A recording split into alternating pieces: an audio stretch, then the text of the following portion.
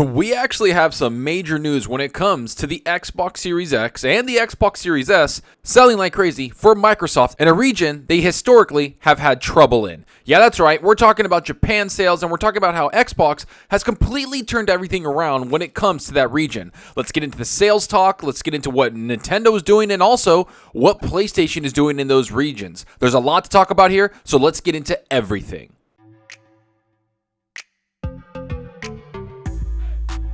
Alright, so you know the drill. If you like the content, hit that subscribe button and that like button. And if you want to be notified on future content, hit that small little bell icon. And if you want to go that extra mile to support the channel, hit that join button. The support is greatly appreciated. Alright, so you all know what's going on with Xbox, that they're selling very well. They've turned this console generation around like something we've never seen before. And I do have to emphasize that since the Xbox One generation, Xbox has been taking a beating. Microsoft understood that the Xbox One wasn't doing well. Everybody knows the history lesson. It's that Microsoft really needed to change things up for this next generation. And if you look at the sales numbers, not only in North America but Europe, but also in Japan, you can see that Microsoft really did focus on something that most people didn't see coming, which is the gamer. No matter what kind of gamer you are, Xbox is going to focus on you. They're going to give you what you want and actually make you an important consumer to their product. Something that Sony did for a very long time and built that up after they had a disaster PlayStation 3 announcement.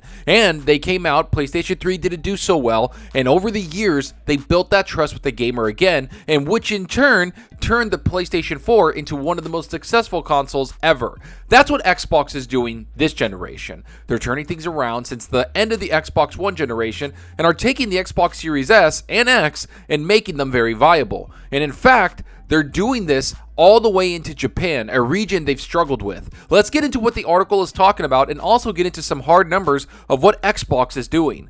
Microsoft's Xbox series of consoles have already more than doubled Xbox One's lifetime sales in Japan.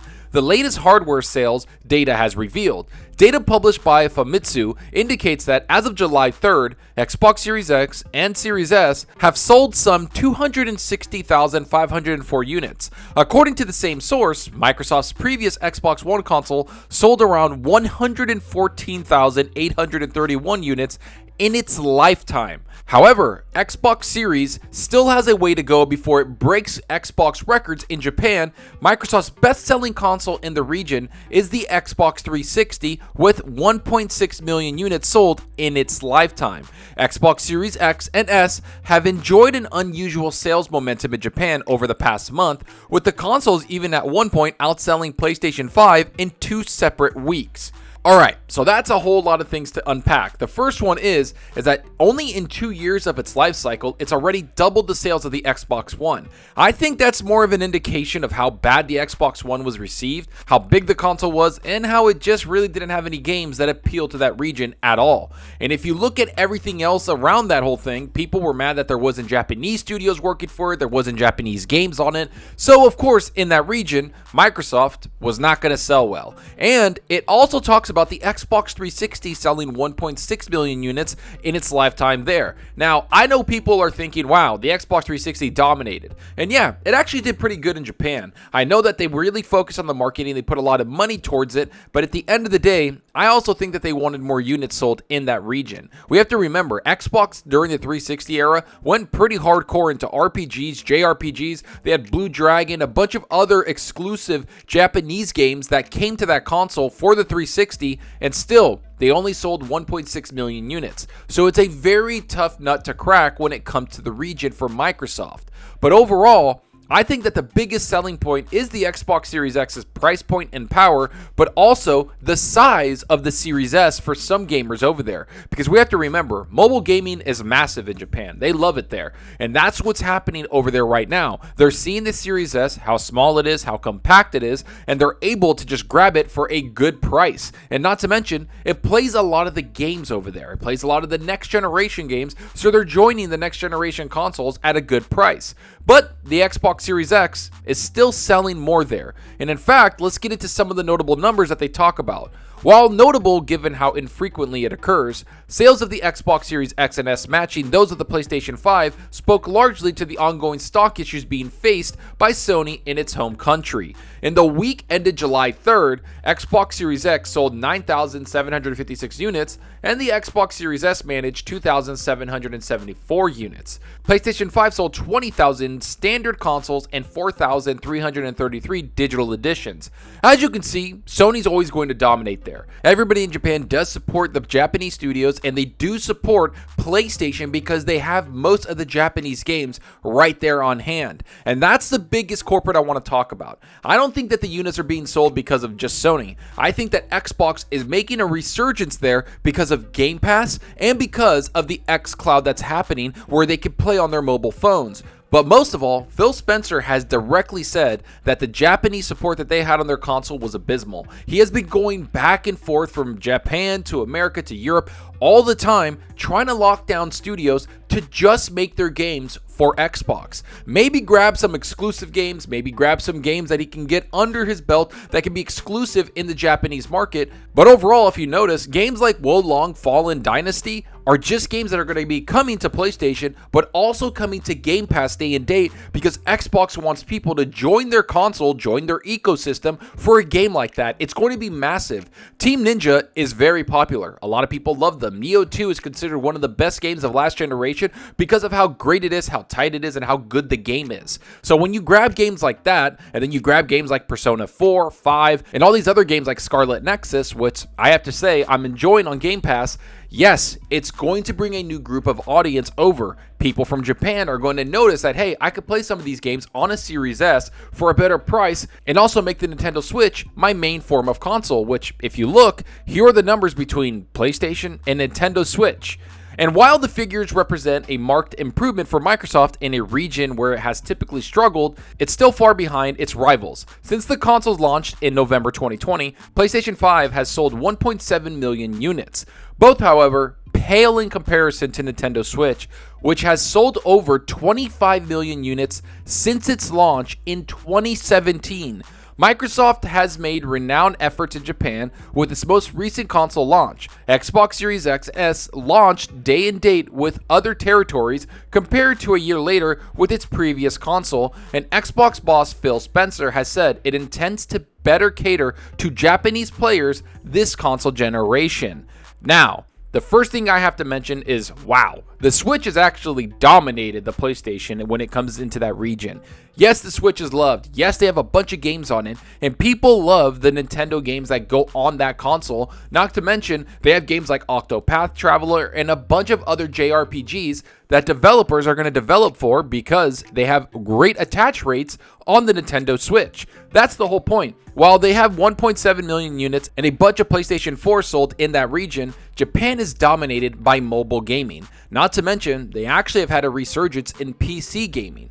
And that's the whole point of this. Xbox sees that. They understand that the console could be great in that region, but they need to bring more value in certain regions. Just like in Europe, they need to have Game Pass, a bunch of other stuff where people can play remotely. And that's exactly what they need in Japan. People that love mobile gaming. You can bust out your phone, your tablet, and bam, you can xCloud everything in there with your subscription, or you can console stream through the console you own at home. And they have the infrastructure to do that in Japan. People love playing mobily. It's why Nintendo Switch is dominating, and it's why in the coming months that PC has also had a resurgence there too. The Steam Deck is probably going to sell well there because people are going to be able to play their Steam games on the go with the Steam Deck. And that's something that I think people need to talk about, is that there's a lot of competition this generation. I don't think a lot of people saw Steam Deck actually being a console competition to Xbox and PlayStation. But if you look at everybody that's had one, they love it. They love the Steam Deck. They love everything that's going on with it. And it's actually become a competitor to PlayStation and Xbox, much like Nintendo Switch did if you look at the sales numbers.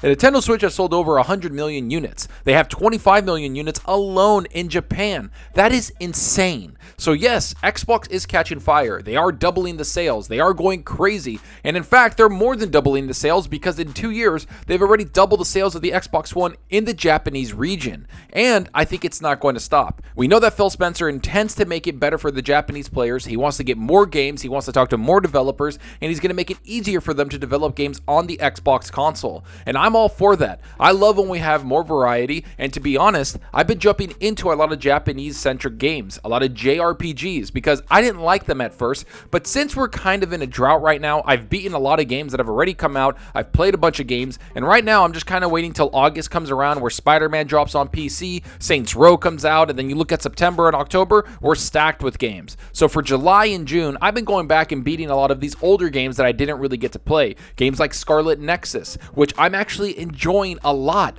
I know, it's kind of weird that I'm playing a JRPG, but that's exactly what's happening here. Phil Spencer has kind of opened up what we play because I don't play that much on my PlayStation. I only play the exclusive games there. And if there's something outlandish that people are talking about, something like Neo 2, I'll give it a try because it's on that console. But from now on, it's looking like Xbox is going to be getting a lot of these Japanese developers, a lot of their games on the console, and to get even more people to see this, they're going to be putting these things on Game Pass. That's something that they're going to push. They're going to offer a lot of money to these Japanese developers just so they can cater to that region, not to mention the players that love those games in the United States, in Europe, because that's the whole point. They're going to not only penetrate a new region, but they're also going to get new gamers across other regions that love those games. It's a good strategy. Let's see if it works.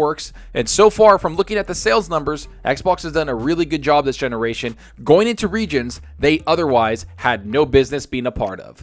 But let me know what you think about all this. Are you surprised that Xbox has sold this many units in Japan? Are you surprised that Sony has sold 1.7 million units in Japan after only 2 years? Do you think Xbox is going to break 1 million or even pass the Xbox 360 by the end of this generation? Or do you think that the supply chain is going to cause them to actually fall behind that number? How many units could they have sold if the supply chain wasn't there? And how many units could Sony have sold if that supply chain wasn't there? Not to mention, what do you think Nintendo Switch and the Steam Deck have to say in all this? Is it going to impact what Xbox and Sony are going to be doing in regions that otherwise prefer mobile gaming? Go down below and let me know. And I hope you enjoyed the video, and if you did, please hit that subscribe button and that like button to support us out the channel more than you know. And give me a follow on Twitter at Zalker87. I'm always on there talking games and sharing my latest videos. Plus, I love interacting with everyone there, so get on Twitter and let's talk about gaming. Also, follow me on Xbox Live. My gamer tag is Zalker87, just like my channel name. See what games I'm playing, and let's compete in achievements for the month. So right now, I actually took the whole weekend away. I had an anniversary with my fiance. We went out, had a great time going out for the 3-day weekend. I didn't play any video games. I honestly just read a bunch of comics and just kind of hung out. So that was a really good break. But before that, I've been playing a lot of Scarlet Nexus. I've been jumping into Sea of Thieves. I've been just playing a bunch of games all over the place. Not to mention, I pre-ordered a Steam Deck. I'm kind of waiting for it to come in. I want to mess around with it. And I'm just waiting for all these games to drop. I know that the Hot Wheels DLC is going to drop in about a week or so I can't wait to jump into that because Forza Horizon to me is the best racing game ever made. I know people are looking forward to motorsport, but hey, I don't really care for the simulator. I care for the more arcadey fun games. So that's what I want to do. That's what I want to play. Let me know what you're playing. Are you going to be playing anything before all these games start dropping? Are you working on your backlog? Or are you playing any new games that drop? Like maybe you didn't get into Elden Ring and now that's out, and so you get to play that. Let me know down below because that's what we're here for, is to talk games. And that's all for now. Thanks for watching, and until next time, remember, enjoy your gaming. Later.